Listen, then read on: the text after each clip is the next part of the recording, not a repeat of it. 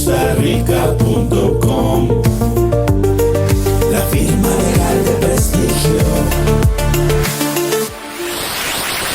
El derecho discutido como nunca antes.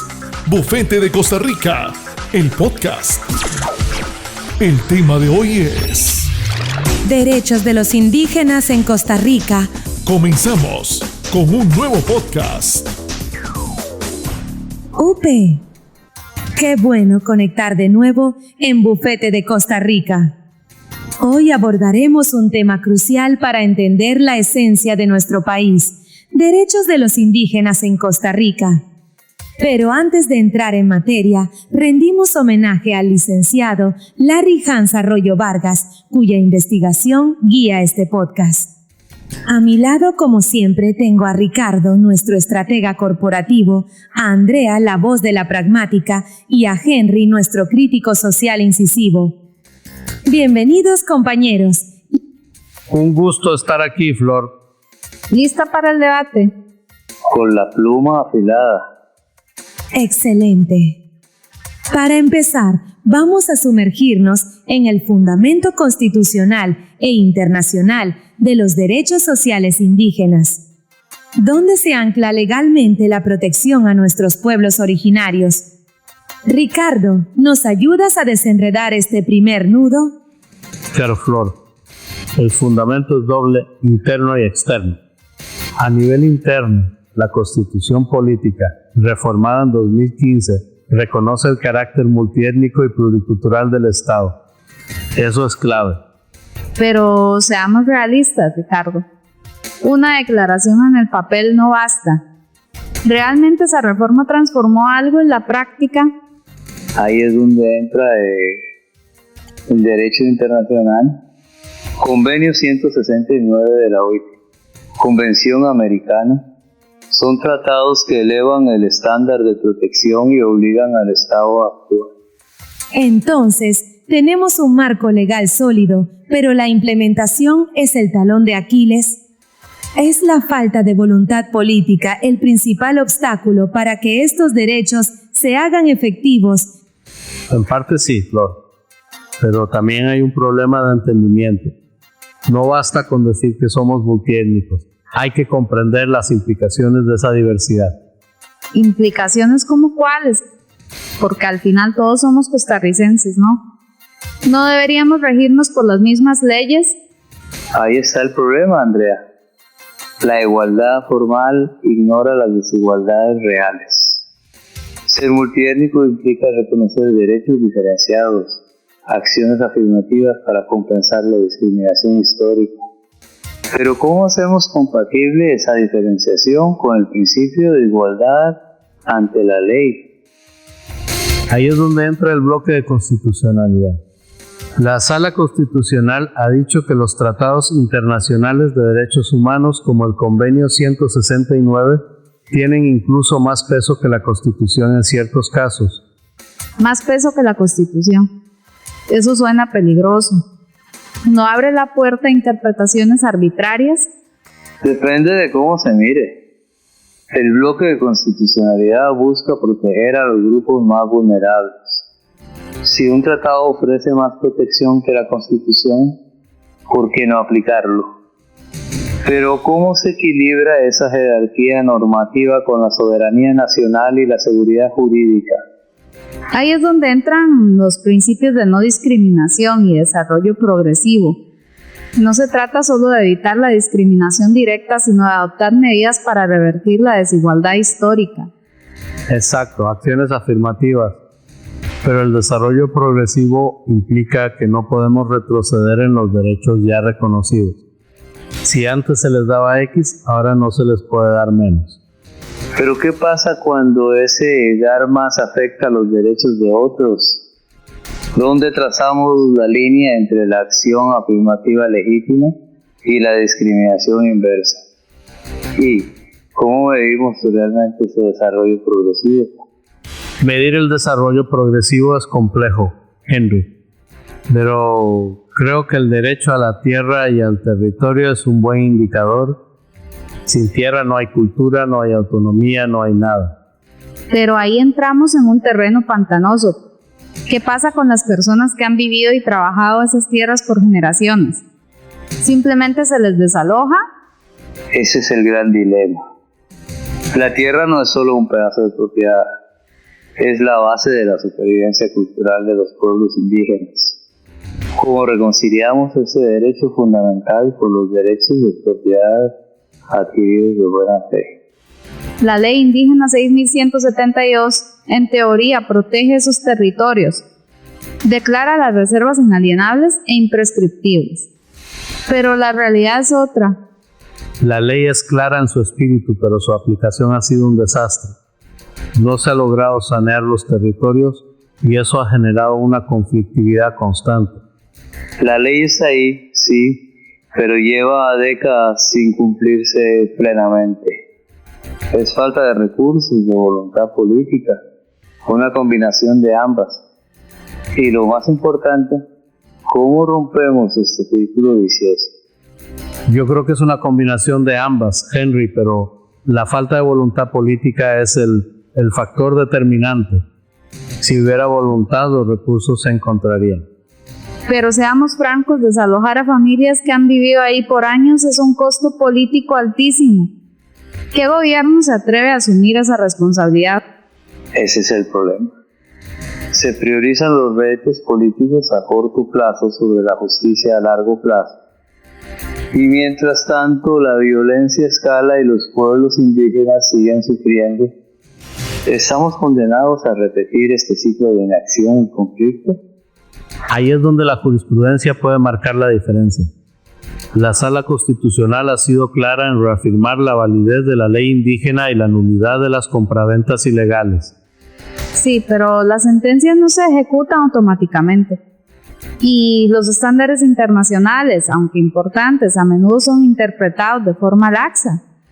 La Corte Interamericana ha sido mucho más contundente en la protección del territorio indígena. Pero ¿cómo logramos que esas interpretaciones vinculantes se traduzcan en acciones concretas aquí en Costa Rica? ¿Es suficiente la vía judicial para garantizar el derecho a la tierra? La vía judicial es necesaria, pero no suficiente. Necesitamos un cambio de mentalidad. Reconocer que los derechos sociales como la salud y la educación deben tener pertinencia cultural. ¿Pertinencia cultural? Eso suena bien en teoría, pero ¿cómo se implementa en la práctica? ¿No corremos el riesgo de crear servicios de segunda clase?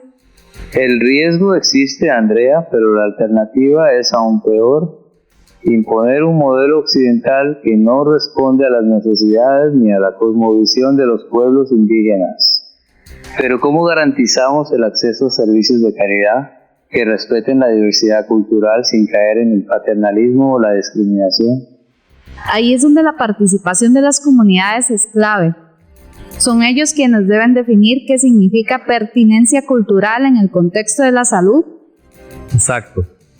Pero también se necesita inversión en personal de salud bilingüe, en infraestructura adecuada y en el reconocimiento de la medicina tradicional. Pero ¿cómo se integra la medicina tradicional en un sistema occidental? ¿Cómo se validan esos conocimientos ancestrales? Y lo más importante, ¿cómo se evita la apropiación indebida de esos saberes por parte de empresas farmacéuticas o investigadores sin escrúpulos? La educación intercultural bilingüe es fundamental para evitar esa apropiación indebida y para fortalecer la identidad cultural de los jóvenes indígenas. Pero seamos realistas, ¿qué oportunidades laborales reales ofrece una educación bilingüe en un mundo globalizado? ¿No es mejor enfocarse en el dominio del español y el inglés? Ahí está el error, Andrea. No se trata de elegir entre una cosa y otra. La educación intercultural debe preparar a los jóvenes para desenvolverse en su propia cultura y en el mundo global. Pero ¿cómo se diseña un currículo que logre ese equilibrio? Y no olvidemos los derechos laborales. Muchos indígenas trabajan en condiciones precarias, sin acceso a la seguridad social ni a un salario digno. Pero fiscalizar esos empleos informales es muy difícil. ¿Cómo se protege a los trabajadores indígenas sin afectar la competitividad de las empresas? La competitividad no puede ser a costa de la explotación. Hay que crear mecanismos de protección laboral que tengan en cuenta las particularidades de los trabajadores indígenas como sus barreras lingüísticas y culturales. Pero ¿cómo se implementan esos mecanismos en un mercado laboral tan flexible y desregulado? Ahí es donde la participación, la consulta y la autonomía son cruciales. Los pueblos indígenas deben tener voz y voto en las decisiones que les afectan. Pero, ¿cómo se garantiza una participación efectiva? Las ADI a menudo no representan a todos los miembros de la comunidad. Exacto. Hay que fortalecer las estructuras de gobierno propio y garantizar que la consulta previa sea realmente libre e informada. Pero ¿cómo se evita que la consulta se convierta en una mera formalidad para legitimar decisiones ya tomadas? Exigiendo transparencia y garantizando que las comunidades tengan acceso a toda la información relevante en su propio idioma. Pero incluso con información completa, no siempre hay consenso dentro de la comunidad. ¿Qué pasa cuando hay opiniones divididas? Ahí es donde entra el respeto a los procesos de toma de decisión propios de cada pueblo. La consulta no busca imponer una única visión, sino llegar a acuerdos que respeten la autonomía y la diversidad cultural. Pero ¿cómo se gestionan esos desacuerdos de forma justa y transparente?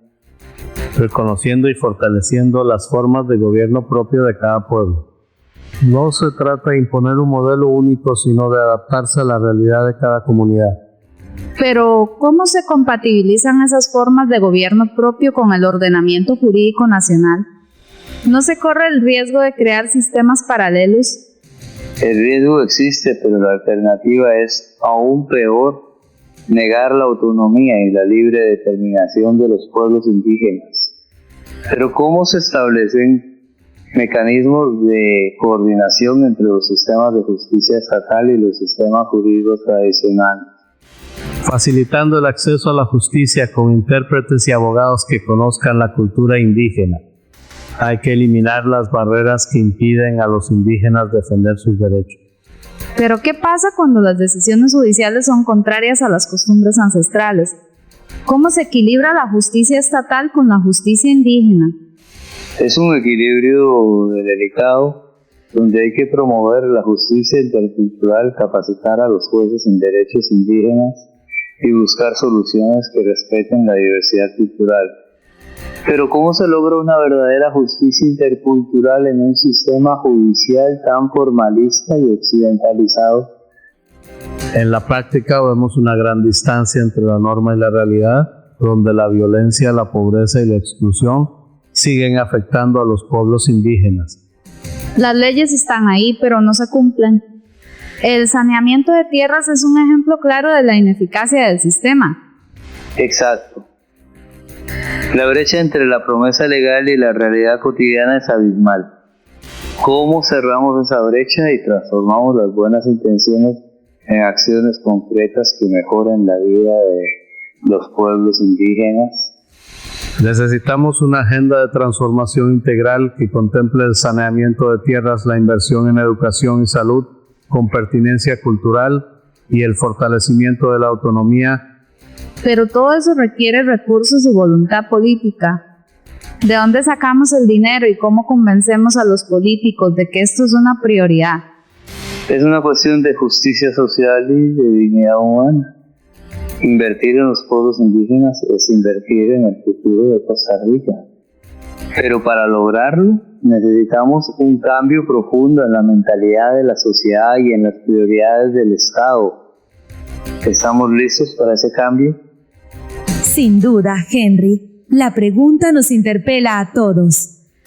Hemos recorrido un largo camino hoy, analizando desde el fundamento constitucional e internacional de los derechos sociales indígenas hasta la necesidad de una agenda de transformación, pasando por el carácter multiétnico y pluricolor del Estado, el bloque de constitucionalidad y la jerarquía normativa, los principios rectores fundamentales, el derecho a la tierra y al territorio, el régimen de protección de la ley indígena número 6172, los desafíos del saneamiento territorial, la interpretación jurisprudencial y los estándares internacionales, la importancia de los derechos sociales esenciales y el acceso a servicios con pertinencia cultural, enfocándonos en la salud y la educación intercultural bilingüe, sin olvidar los derechos laborales y la seguridad social, y culminando en la participación, la consulta, la autonomía y los mecanismos de tutela y acceso a la justicia. Todo esto confrontado con la dura realidad que viven los pueblos originarios. Un camino lleno de desafíos, pero también de oportunidades para construir un país más justo e inclusivo. Ricardo, ¿alguna reflexión final? Solo añadir que el cambio empieza por la educación y la sensibilización. Debemos conocer y valorar la riqueza cultural de los pueblos indígenas. Gracias, Ricardo. Y a ustedes, Andrea y Henry, por sus valiosas perspectivas. No se vayan, porque justo ahora escucharemos la opinión en vivo del licenciado Arroyo. Y con ustedes, la opinión del licenciado Arroyo.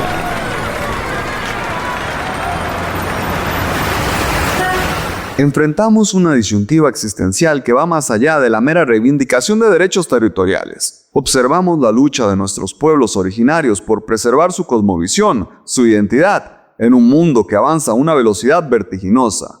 Y en esa lucha, como en un espejo, vemos reflejada nuestra propia obsolescencia programada. ¿Acaso no nos estamos convirtiendo todos en una suerte de tribu aislada frente al avance inexorable de la inteligencia artificial y la automatización? Nuestras profesiones, nuestros conocimientos, las verdades que considerábamos inmutables, se ven hoy amenazadas, desplazadas por algoritmos que procesan la realidad de una forma que apenas comenzamos a comprender. Somos los nuevos indígenas en nuestra propia tierra digital. Se legisla sobre la protección de la tierra, de la cultura ancestral, y es un imperativo jurídico y moral hacerlo. Pero, ¿qué ley nos protegerá del desplazamiento cognitivo? ¿Qué marco normativo amparará nuestra identidad humana cuando la singularidad tecnológica ya no sea una profecía de ciencia ficción, sino el estado de cosas? La verdadera deuda histórica no es solo con los pueblos que nos precedieron, es una deuda con nosotros mismos, con nuestro futuro. La lucha por la autonomía indígena es un microcosmos de la futura lucha por la autonomía humana. Ellos, en su resiliencia, nos enseñan a aferrarnos a lo esencial, a lo que nos define más allá de las herramientas que utilizamos. Necesitamos construir puentes, no desde una perspectiva paternalista del Estado, sino desde un entendimiento profundo de que su batalla por la supervivencia cultural es un prólogo de la nuestra. Debemos, por tanto, no solo garantizar sus derechos con la contundencia de la ley, sino también aprender de su temple, aprender a ser resilientes, a adaptar sin claudicar, a conservar la esencia en un mundo que nos exige, a cada instante, una nueva versión de nosotros mismos. La cuestión indígena, en el siglo XXI, deja de ser un asunto de minorías para convertirse en la metáfora central de la condición humana. O entendemos que su destino es nuestro destino, o nos resignaremos a ser extranjeros en el único tiempo que nos fue dado para vivir. Es un imperativo de supervivencia, no solo de justicia.